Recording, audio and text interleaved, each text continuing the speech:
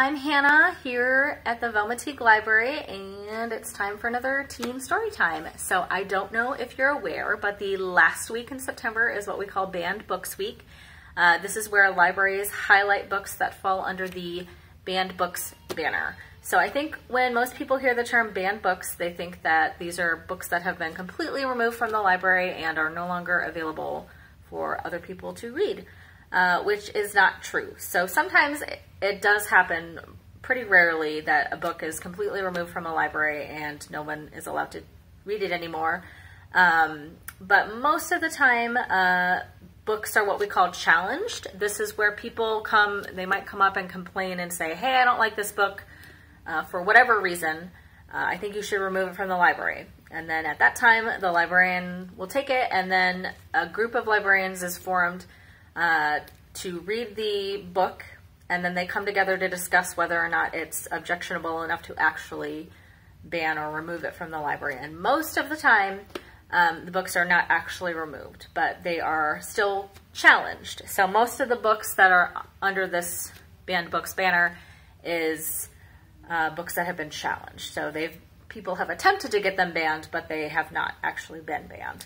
But one of these books that has been frequently challenged is this one called Two Boys Kissing by David Levithan. And you can probably guess why it has been challenged, because of the LGBTQ themes. You know, there's two boys kissing.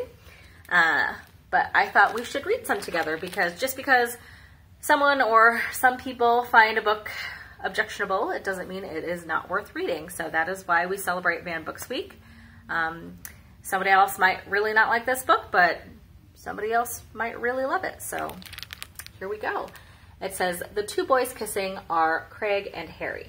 They're hoping to set the world's record for longest kiss. They're not a couple, but they used to be. Peter and Neil are a couple. Their kisses are different. Avery and Ryan have only just met and are trying to figure out what happens next. Both of them worry that something will go wrong. And Cooper is alone. It's getting to the point where he doesn't really feel things anymore. These boys, along with their friends and families, form a tapestry that will reveal love of all kinds, open and eager, tentative and cautious, pained and scared. So here we go.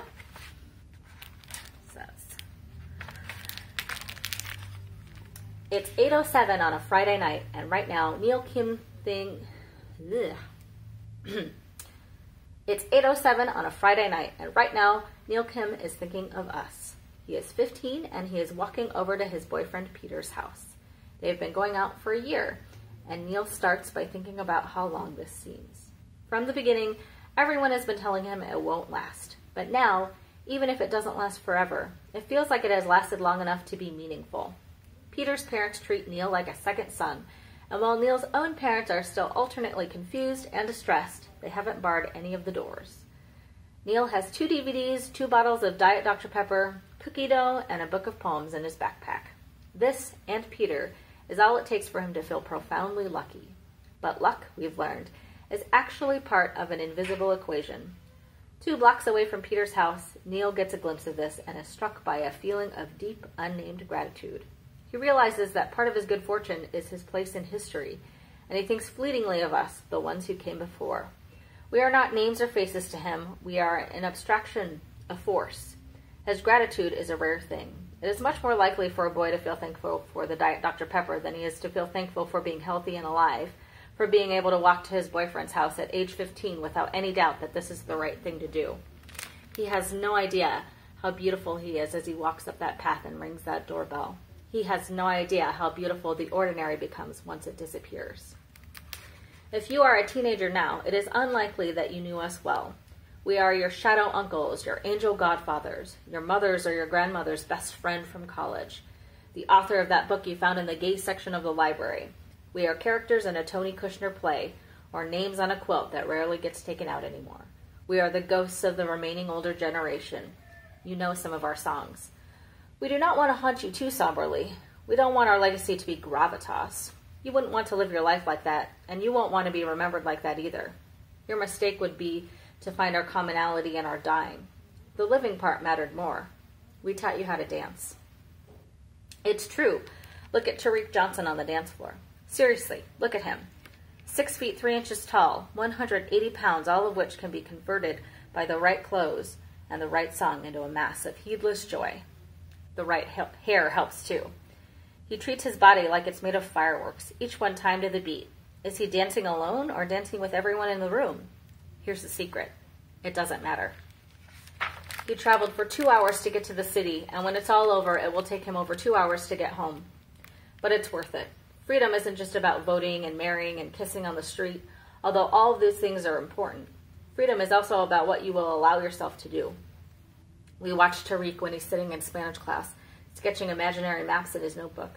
We watch Tariq when he's sitting in the cafeteria, stealing glances at older boys.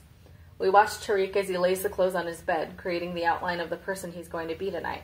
We spent years doing those things, and this was what we looked forward to, the thing that Tariq looks forward to, this liberation. Music isn't much different now from what it was when we hit the dance floor. This means something. We found something universal. We bottled that desire, then released it into the airwaves. The sounds hit your body and you move. We are in those particles that send you. We are in that music. Dance for us, Tariq. Feel us there in your freedom. And that's some of Two Boys Kissing by David Levithan. Check it out from the library.